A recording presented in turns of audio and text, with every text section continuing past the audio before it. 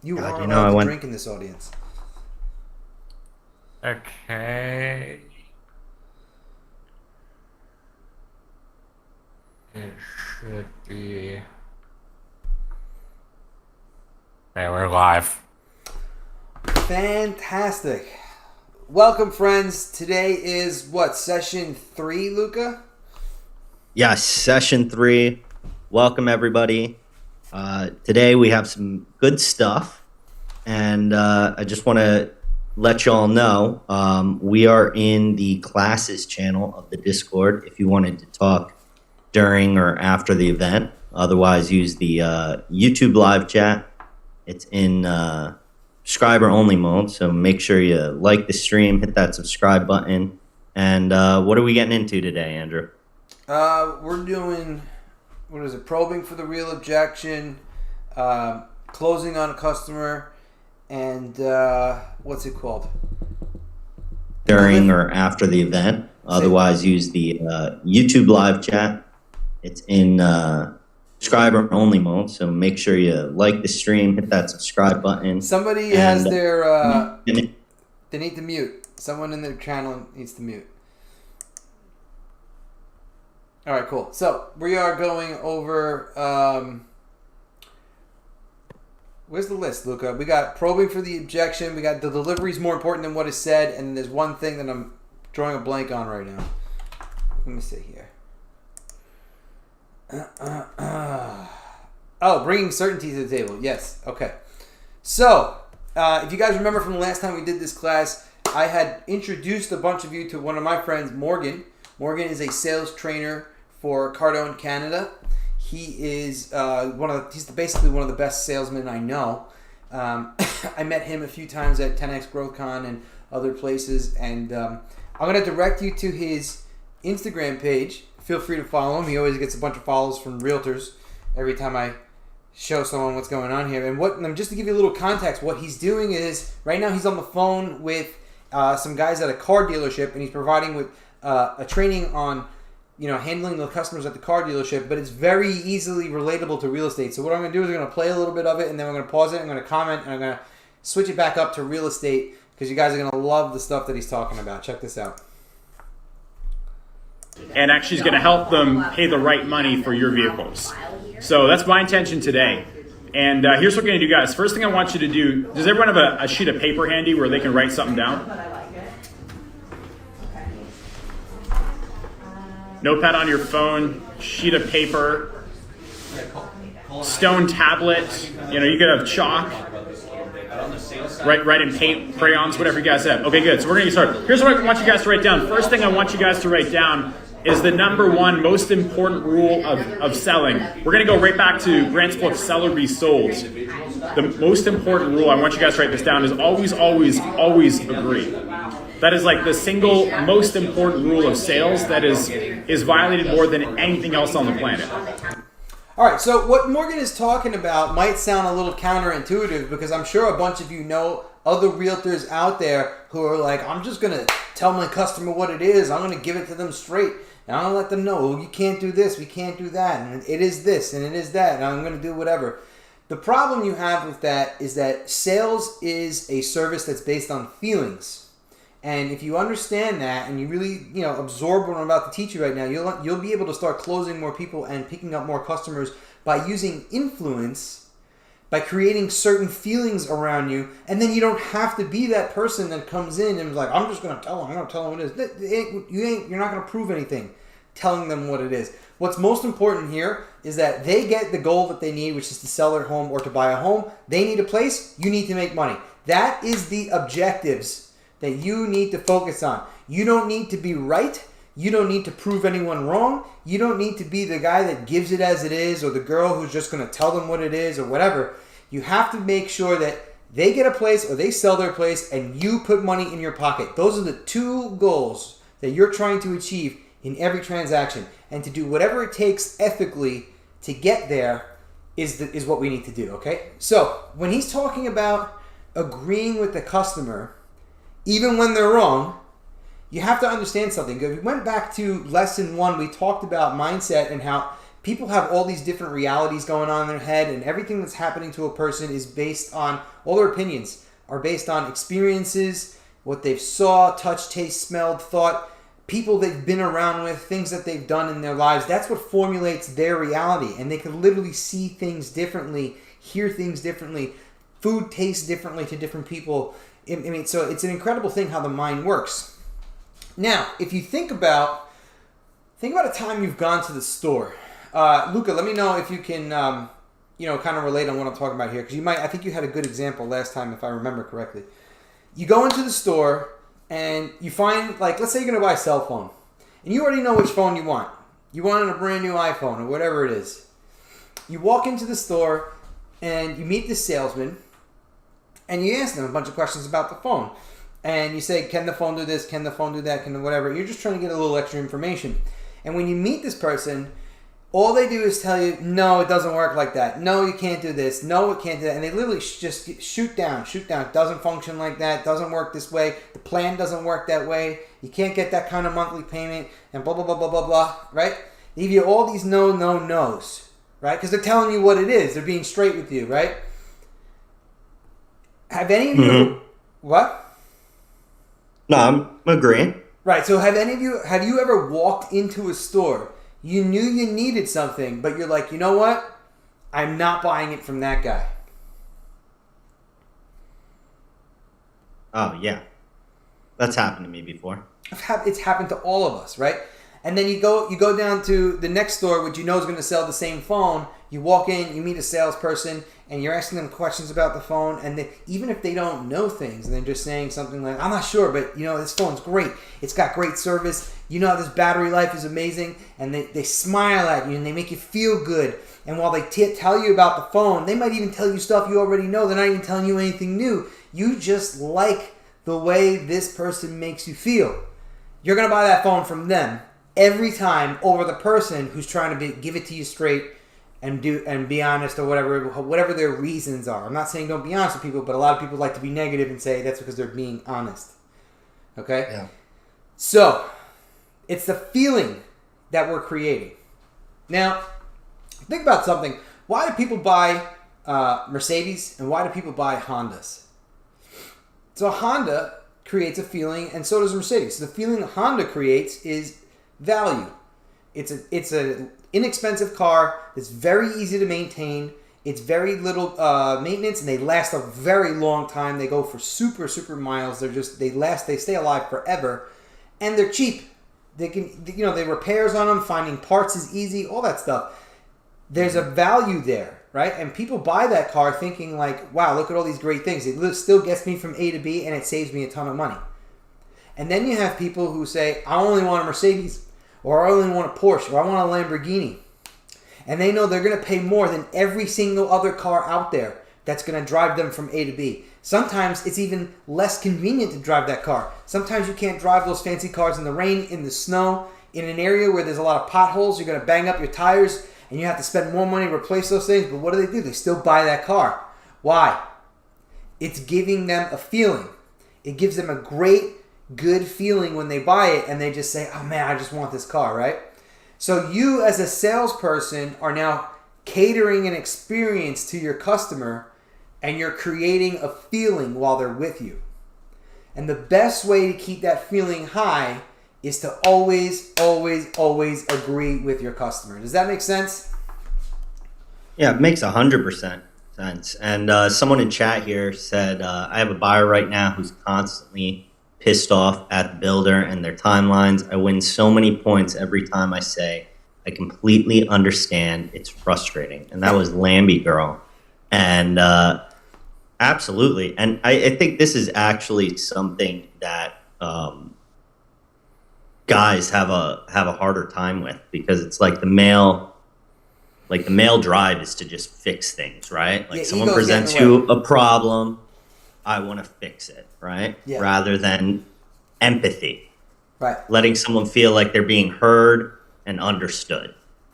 There's a big difference between sympathy and being optimistic and enthusiastic.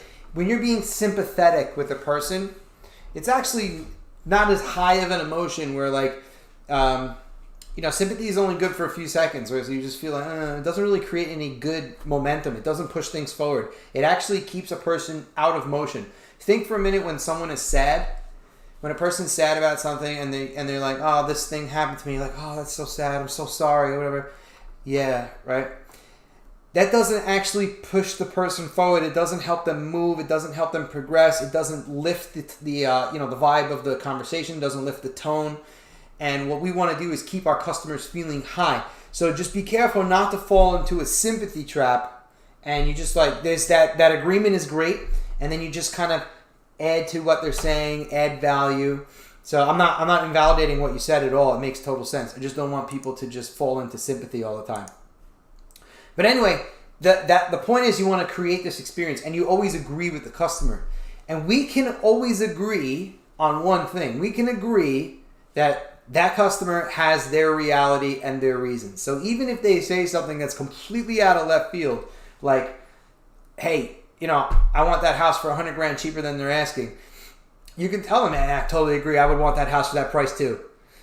Now, we're going to make an offer now that's going to get accepted, but I agree with you, right? You can agree. It doesn't mean that you have to actually do something about it. You can still, put them where they need to be, still give them the advice that they need to move the deal forward. We want to get the ultimate two goals here. You get paid, they get the home, or they sell the home, right? So we got to do what we got to do and create agreement. And it's sneaky how it's easy to violate this, because what happens is people have a tendency to want to be right. If anyone in the room has a spouse or has had a spouse, you probably know where I'm talking about, where you know for sure that you're right and the spouse is wrong and they're arguing with you. Or vice versa, maybe you've been completely wrong and you're like, nah, I'm taking this one to the grave. Okay, so the number one most important rule that I want to follow is always, always, always agree. So if I'm with a customer and they come in, they're like, hey man, it should be cheaper, and you're like, yeah, but this is the price. I disagree with that person because I violated their reality. How many people know somebody like that? How many people know someone where they walk into an open house and customers are saying, like, you know what, I actually think this priced a little too high. And then the agent says something back like, yeah, well, this is what they want, right? Or, yeah, this is what we got to do to get, or actually, I don't think it is. I think it's priced just right. By doing the agent becomes combative, right? So there's a bad echo. Say that one more time. The agent becomes combative because they're in a position where they price the house. So now they feel by someone saying it's too high, they're feeling, offended. Sure. Right? Which the customer is going to feel if you're saying that they're ridiculous for having that sentiment. Absolutely. Absolutely. And that agent who falls into that trap of having this argument or this discussion with the customer is not being focused on the ultimate goal at hand. Check in my hand, house sold for the client. That is the ultimate goal. We want to achieve that goal by all ethical means possible. Right? We're not going to point a gun in anyone's head, but we don't need to have these conversations where we purposely go out of the way to make a customer wrong, because it's not going to progress us towards the ultimate goal that we need. Check in hand, property sold. Okay? Now, the same customer comes in and they say something like, hey, I think this house is probably a little overpriced. Turn around and say, yeah, man, I agree with you. Absolutely. In fact, I think all the houses in the neighborhood are overpriced. You better buy one now. That's exactly why you should buy this house, because the prices just keep going up. And if you think it's overpriced now, I wonder what you're going to think 2 months from now. Right? So there's always a way to turn it around, find agreement, and take their reason for saying I can't do something and make it the reason why you should do it. Right? So right now the market's changing. Right? House prices are going down. Customer says, the house is overpriced. It was like, yeah, man, I totally agree with you. House is overpriced. Why don't you just submit an offer and let's send something in that makes sense for you, right? You agree with them and move them over to the offer period. You might even get a deal happening at that point. If the house truly is overpriced and this is the best offer you can get to come in, you're achieving the goal. Sell the house, check in hand, right? And it all happens from creating agreement, because that customer is going to feel a certain way around you. Let's move forward. Even if it should be should be the price. Even if that is the price, even if you guys have the only unit in 1,000 miles, 10,000 miles, the only unit on planet Earth sits in your lot, and they're telling you you should have it cheaper. And you're like, yeah, but this is the price. That's a disagreement. I'm violating this buyer's reality. Right? So the first thing I want to start with is I always want to agree. So, hey man, it should be cheaper. Sir, I agree with you. It should be cheaper. You're right. You know, I completely understand. These are word tracks you guys want to write down. Totally with you. I felt the same thing. You might even say, when I walked on the lot today and I saw the price that ran me through on the car, I thought it was insane myself. When I walked on the lot today, I saw the price and I thought, man, that's insane. Right? So it's just about creating agreement. I'm going to skip forward a little bit because I want to get into the next point. Ask for a discount. Yeah, one sec. Reason that you wouldn't take delivery of this right away. Okay, and I'm going to ask that question. Okay, so guys, just to recap, what was the first thing I did with this customer? Customer tells me it's too expensive. What's the first thing that I'm going to do? Agree.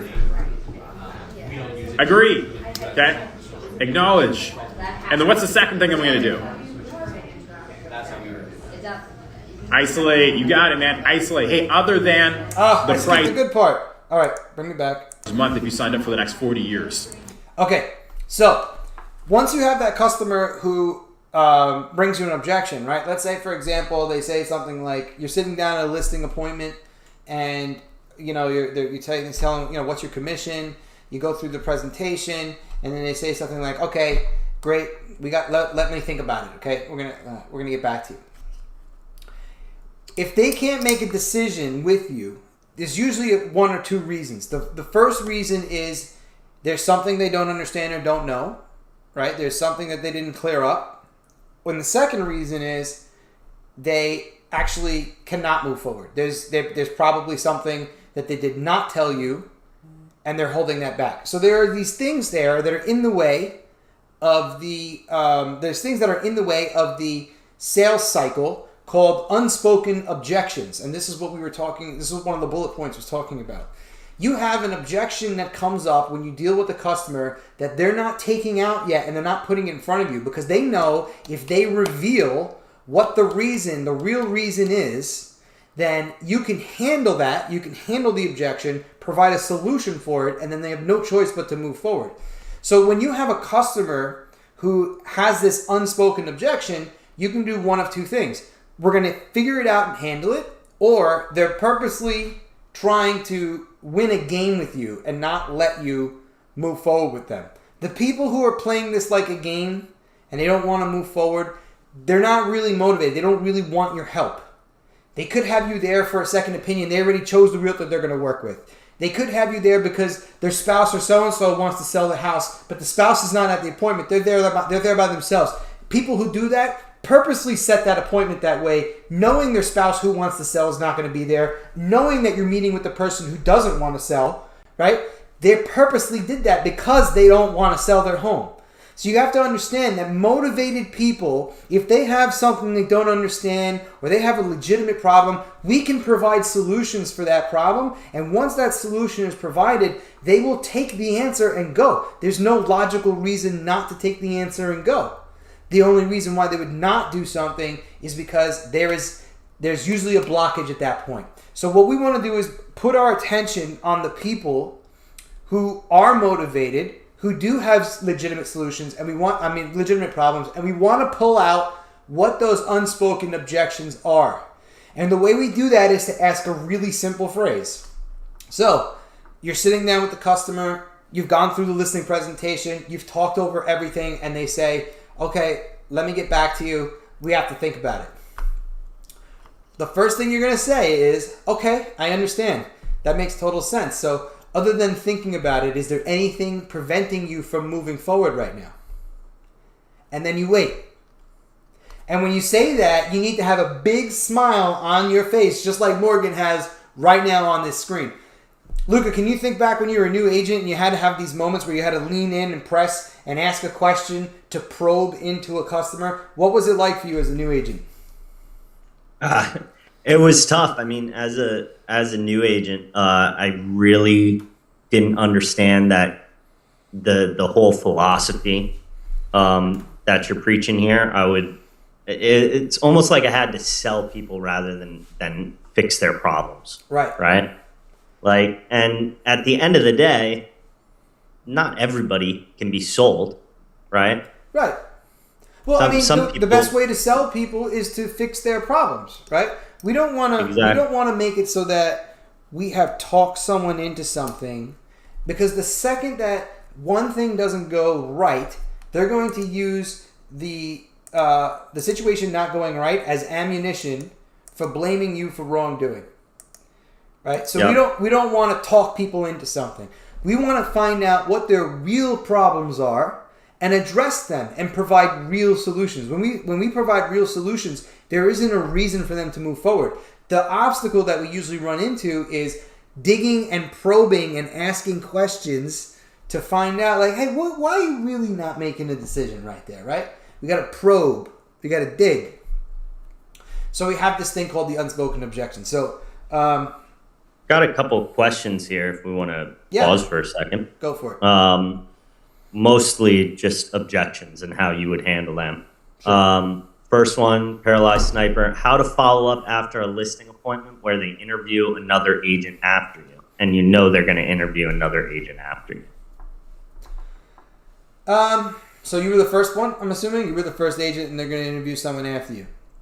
Yeah, and they told you that they're going to interview someone else.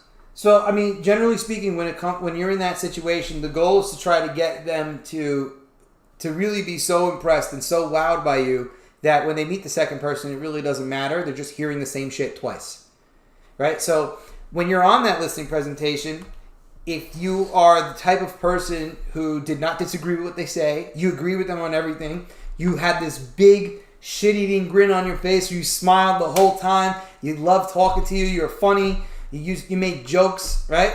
You're just having a good time and bonding with the person while we tell them what's going on, giving them the information that they need, and having a great time. And you create this great feeling, this great experience with you.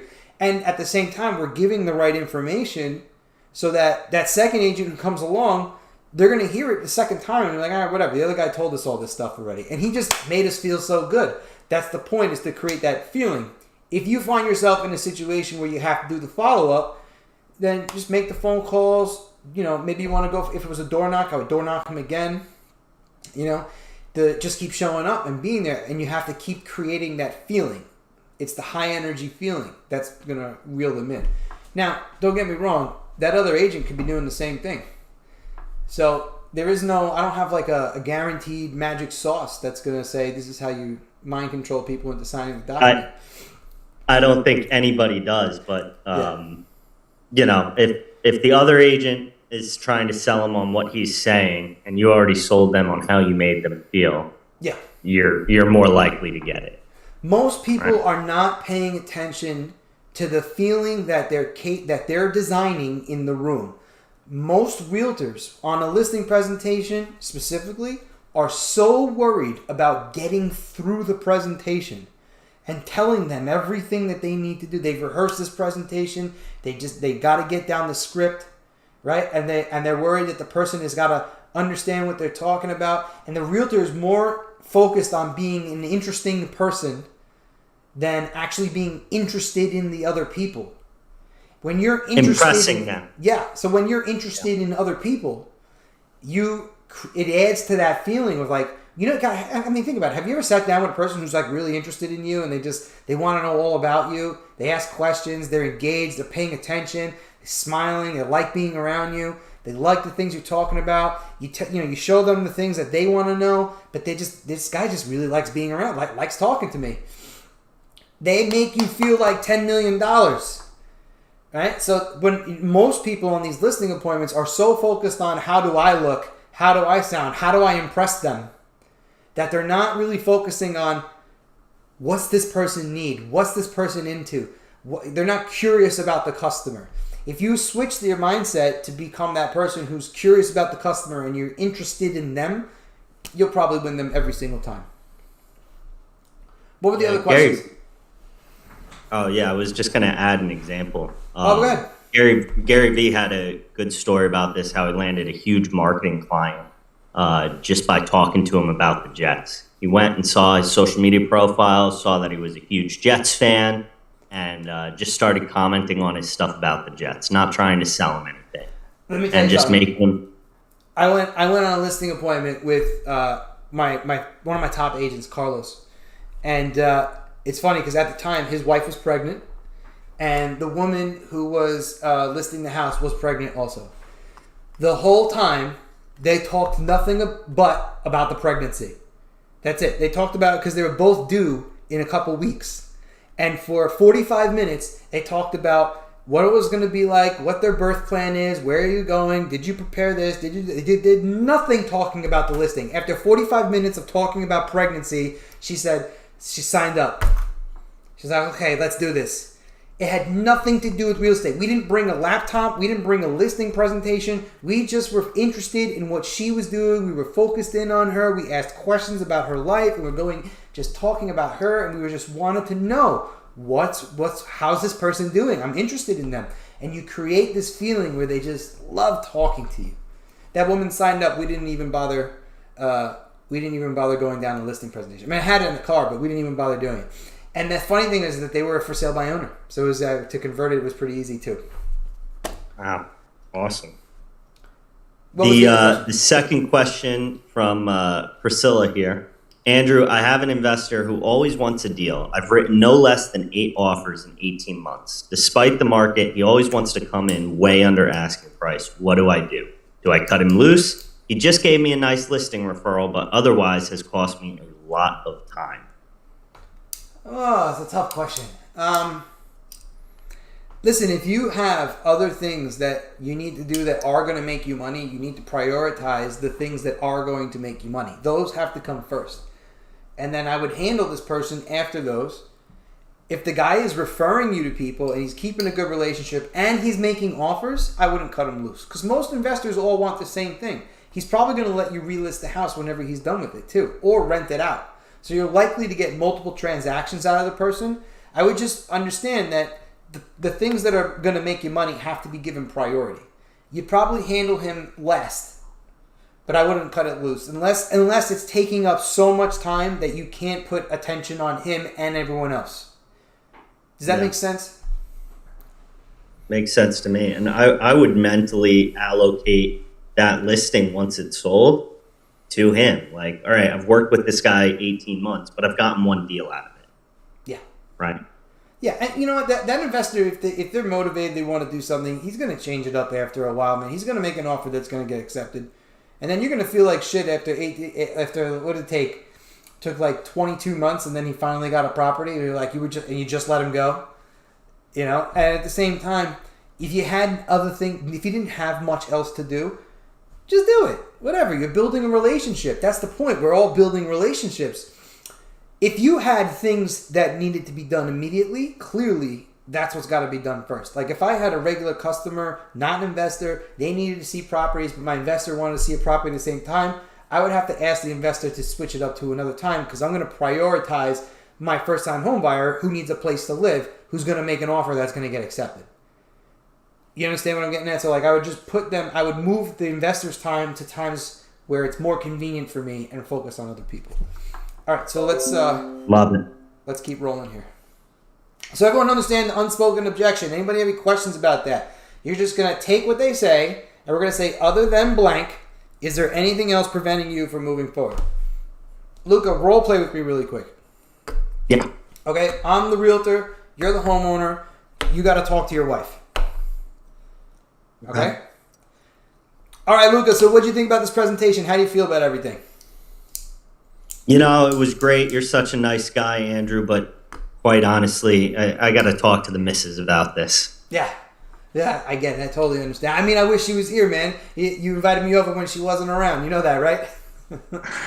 Yeah, I'm sorry about that. Just the work schedule. It's all good. It's all good. So, listen, how long you guys been married? 15 years. 15 years!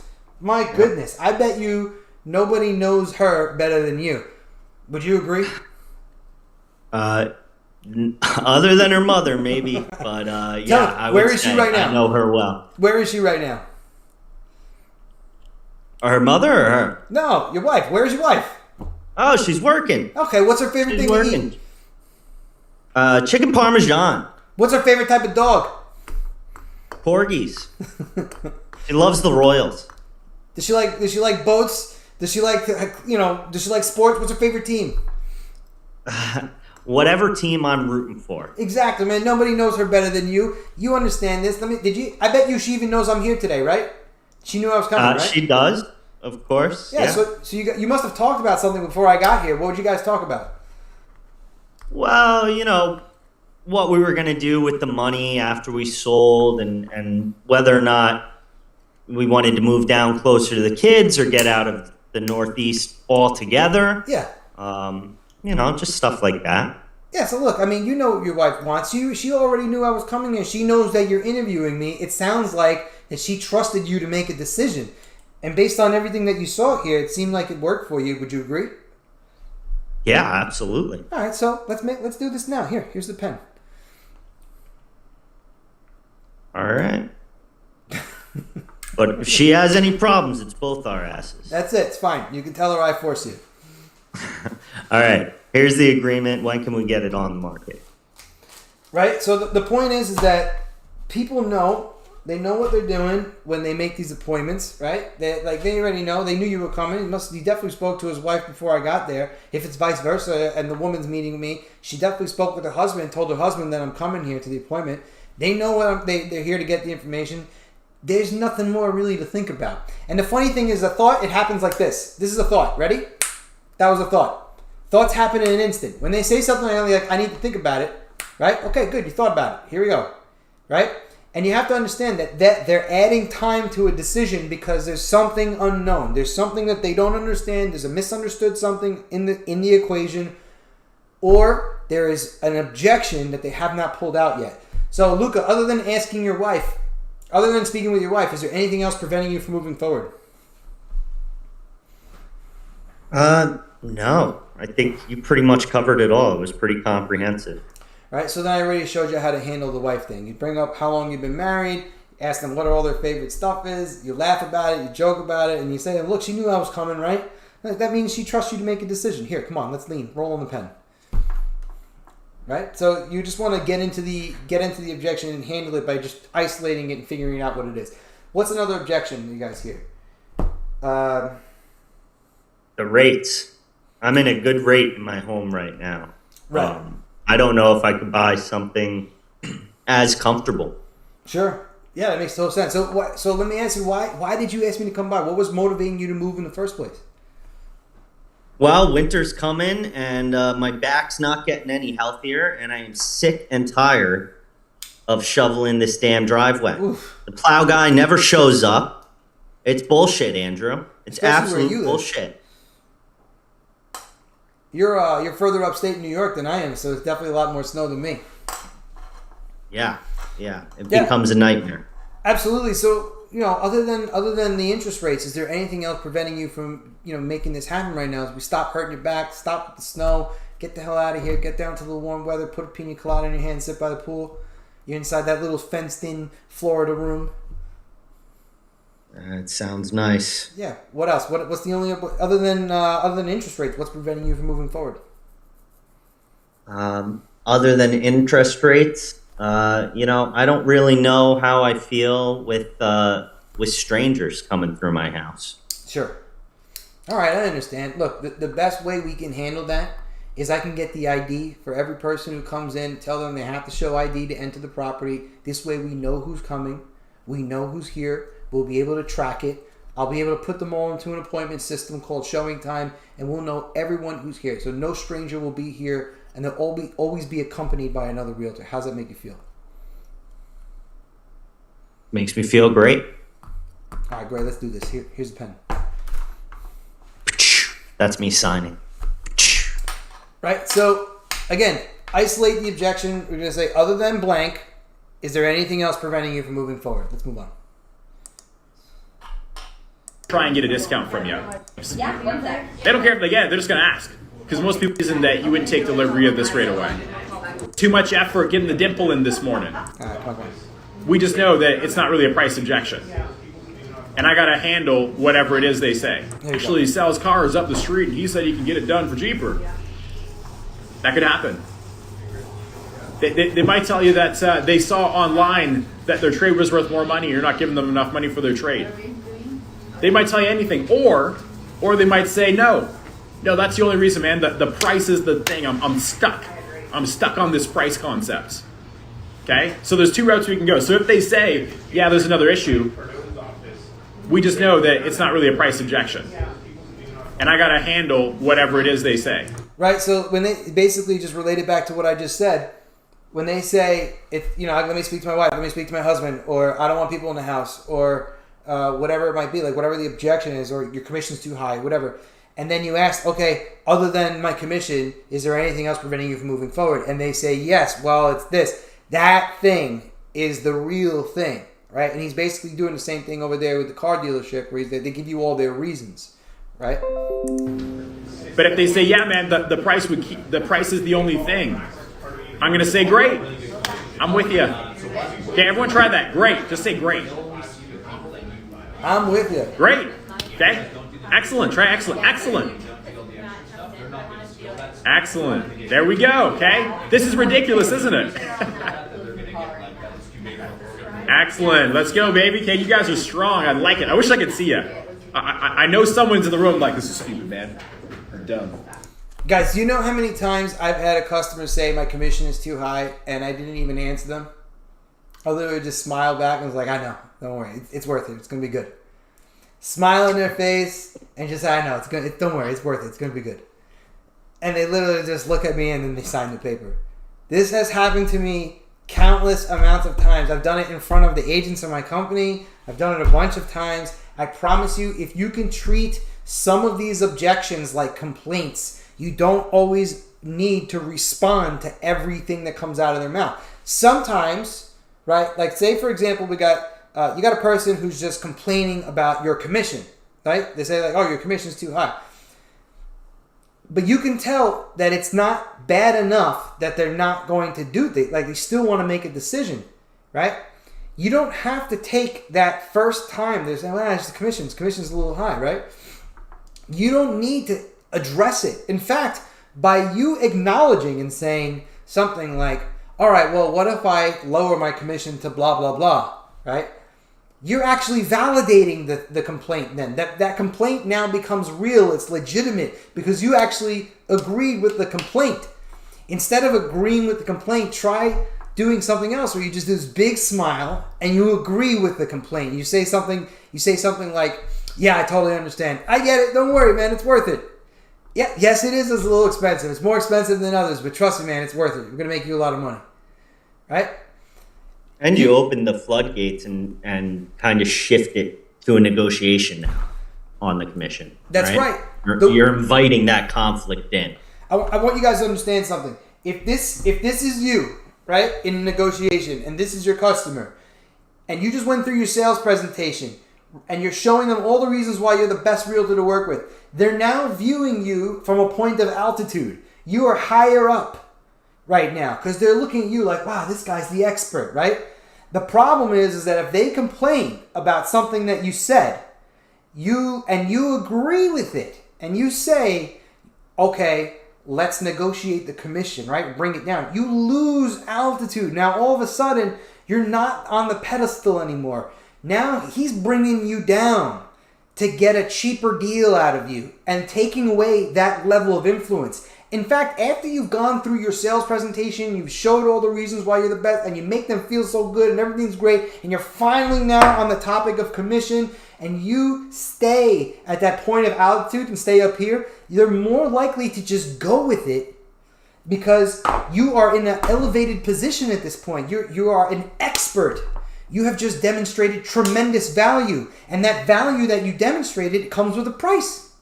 Right? So you can take that same objection and where it says, my commission is too high. Well, yeah, I agree with you. My commission is a little higher than other people. But trust me, it's worth it. We're going to make you a lot of money. We're going to make you a lot of money. Don't worry. Do you know how many times I've said those words? I'm going to make you a lot of money. Don't worry. I just say that over and over and over. And they will agree at some point. The repetition is part of the magic. I'm telling you right now, you don't need to negotiate every single time. Does that make sense? It does, and if we can tie this commission discussion back to session 1, or I think it was session 2 about communication. People have different ideas.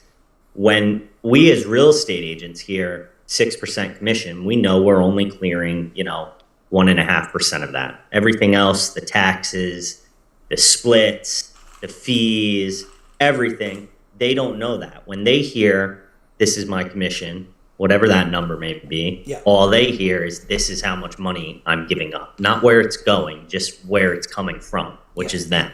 Yeah. Yeah, agreed. And, sometimes you go through this and you tell the person, it's like, yeah, man, I agree with you. Don't worry. I'm going to make you a lot of money. It's going to be good. We're going to be all right. And they are still stuck on the commission and you can't get them to move past it. And they still bring it up. At that point, you could work something out with them. But you can't just drop immediately every single time. As soon as the words, what's your commission? You say the number like it's coming out of you. Some people say the number sometimes and they almost feel a dread when they say that 6% number because they feel already that the other person's going to say no. In fact, some people literally go in with the mindset of I'm going to say 6, but I'm prepared to go to 4. Right? Because they think that that's what everyone will do. And I got to give the buyer the opportunity or the seller the opportunity to lower me. Right? I'm telling you that's the wrong move. Don't let them lower you. Stay high, man. Stay at the point of altitude. Stay as the expert. Stay as the person of value at the very top. You demonstrate all this knowledge. You guide them through the process. And you're worth what you charge for it. And I'm telling you right now, you can take most of the objections about commissions and just acknowledge it and say something like, don't worry, man, it's going to be good. Right? And you can move past it without having to lower it. If the person is truly stuck on the number, like you already tried to move past it a couple times. You moved past it 2-3 times. The guy's not letting you move past it. Fine. Address it. But do me a favor. Don't drop your commission by whole numbers. You can drop it by fractions. You start at 6%, drop your commission to 5.66, 5.67, 5.49, 5.32. Drop it down, no more than 3 drops, but drop it down by fractions. Don't let them think that there's tremendous wiggle room in your numbers. When you start off a negotiation, you say that your commission is 6%, and then you drop down to 4%, or I'm willing to do it for 5, and they say, well, can you do it for 4? These are huge drops. You're talking about drops. I mean, here in New York, average price of houses is $800,000 on Long Island. So you're talking about $8,000 every time we drop, right? I already dropped $16,000 coming down 2%. This guy thinks that I had a huge, I had tons of money to let go of, right? But the reality is I don't. I have a budget. I got things I need to pay for. I got bills to pay. It's like, it's not even just about the business. You got a car to pay. I got a mortgage to pay. I got other things. Like, I have goals to achieve. All I'm working for that. I'm not working to just make money to pay bills. I'm working to grow. I'm working to buy things. I'm working to buy more assets. I need to buy a building. I want a building. I want at least $15,000 a month in cash flow every month from that building. That's what I want out of my life. I'm working for that. And I can't do that if I drop by numbers $16,000 a pop every time I go on an appointment.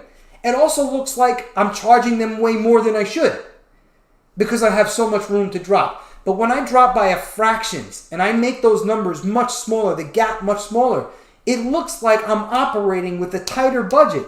And you can tell them, then you can get into your spiel about taxes and marketing and budgets and brokerage splits and that, because I know everyone does that. They all go, well, listen, the money's got to go here, go there. I got to give 2%. Oh yeah, they whip out the paper. 2% to the other agent. And I got this. I got fine. You want to use that? Do it. But you don't do it by dropping by humongous numbers. You drop by fractions because you can't paint a picture that this number is tight and do humongous drops.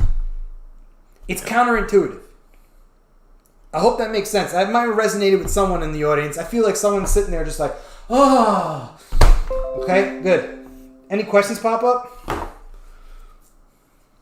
Had someone who's initially looking for a home and is now super spooked because of all the news around a recession, uncertainty about their job. Any thoughts here? Yeah, man, recession's the best time to buy a house. What do you want me to tell you? Recession's the best time to buy a house. The house prices are going to be going down. Then when everything's going down and the market's like things are getting more expensive right now, right? So what's ultimately happens, we're going to put into a recession, which means that people aren't going to have as much money to pay for things, which means prices for things are going to have to come down. right? So if you bought a house and then you're going to have to do something like renovate it or whatever, the cost of construction is eventually going to come down and you're going to be able to do that. Like you got to take whatever their reason is and use it for the reason why they should do it. And so like, yeah, man, there's a recession coming. You better buy a house right now. What other form of financial security are you going to have? You have to have a home. If you have a home, at least you know you got a place to live. You're not going to be out on the street.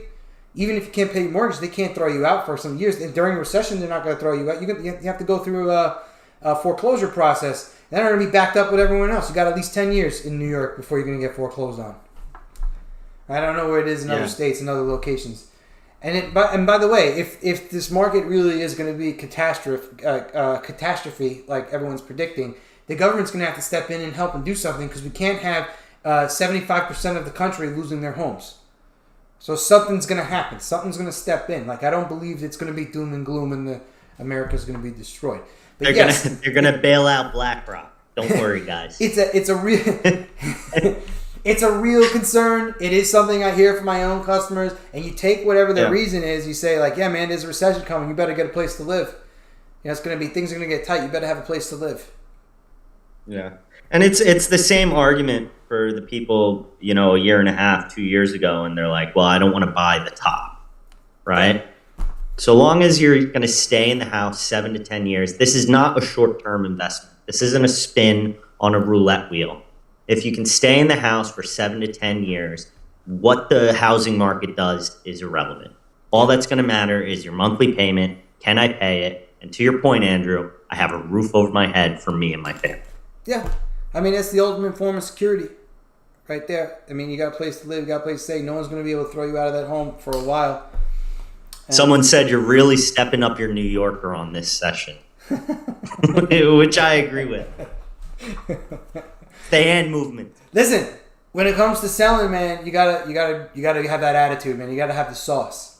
Like I can't like have these things where you're trying to influence and make that make that vibe, make that good feeling when you chat with a person. That sauce has to come out, right? So you have to do that. Right, you got to turn that on. I want you guys to feel good watching the video because this is how I want you to make your customers feel when you're in the room with them. You got to make that customer feel good too, right? So it's all part of the same process. Let's just grab a little bit more here. Okay, but maybe there's not. Maybe everyone's just like engaged. Oh, there is. I can hear the laugh. I can see you, man. I don't need the camera to then like.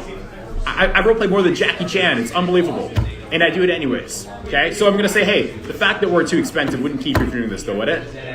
And I'm going to get that like big ridiculous smile. See that? The big ridiculous smile, okay? Guys, this is one of those, that sentence right there is one of the best ways to get your customer to laugh and feel good and be part, and you could actually move them past an objection. That last sentence he just said, hey, other than the commission being too high, that wouldn't stop you from doing this now, would it? Right? And then if they say something like, yeah, whatever, some people are going to laugh, some people are going to say, nah, not really, whatever. And then you're going to have the few who say, yeah, the commission is the only thing getting in the way. Okay, great. Now you handle it. You handle that one point. You handle it. But you don't just immediately quit and drop and like give up numbers like that, okay? We're going to fight for our money. We're going to fight for a commission. You have dreams. You have things you want to accomplish, and you're not going to work for pennies. So keep going. Okay. So everyone try that. Hey, the fact that we're too expensive. Go ahead. Wouldn't keep you from doing this. Would it? There we go, okay? The fact that we're too expensive wouldn't keep you from doing this, would it? And they're going to say one or two things. They're going to say, well, yeah, dude, it would keep me from doing it. Or they're going to say, nah, it really wouldn't. If they say no, I'm going to say, great, go ahead and sign right here. Go ahead and get this done. Go ahead and sign right here. The hard part's over. Let's go ahead and get you delivered. And I'm just going to close the deal. This is where it gets interesting, okay? You guys ready for some magic right here? Okay, who enjoys dealing with customers' emotions? Who likes when things get sticky? Nobody. Everyone. Okay, things about to get sticky here. If they say, yeah, man, that'd keep me from doing this. Here's what I'm going to say. Why is that? Now, this is that part where I'm talking about again, probing, finding out why. What is it? What's the reason? If someone says something like, yeah, man, the commission is a little too high. It can't work for me.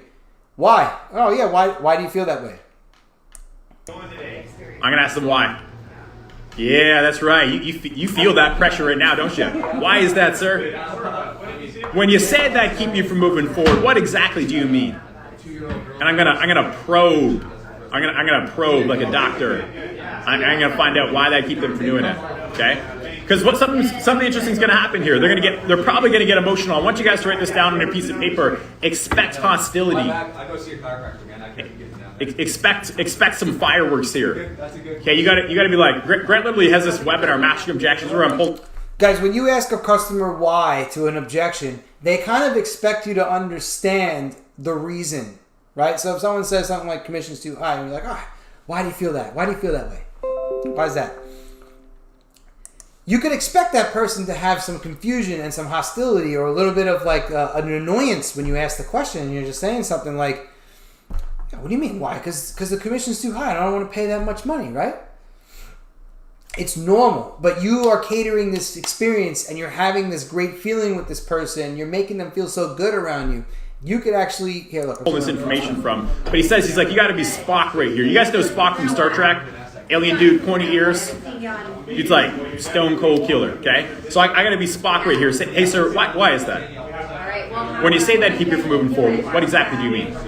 What do you mean? What do I mean, man? Price is too expensive. Blah, blah, blah, blah, blah, blah, blah. This is good because, guys, what I want is I want the communication. When the communication flows, the ink is going to flow. Right? So I want them to tell me their real objection, what's really going on, so I can exhaust that. How are you guys doing this? So think about it. And they start saying, well, it's too expensive. It's too much money, right? And then you start asking, why? What's going on? What are they going to do? They're going to open up and they're going to start talking to you. And they're going to start telling you things like, I got to go buy another place. I have to use this down payment. I have to use this sale money. I have to pay off a mortgage and take that, use that down payment on a new place. And then I need some extra money left over so I can do X, Y, Z and blah, blah, blah. And I might have to renovate the place. And you get them to start understanding what's going to happen after we're actually started here, what we're doing here, right? You're getting them to open up and vent to you. When the person starts talking about these things and they're opening up and they're venting to you, that's part of the process of being interested in what they're saying and doing. You're knowing your customer. You're getting to learn about them. You're digging deep. It's like taking your hands and putting it in the dough, right?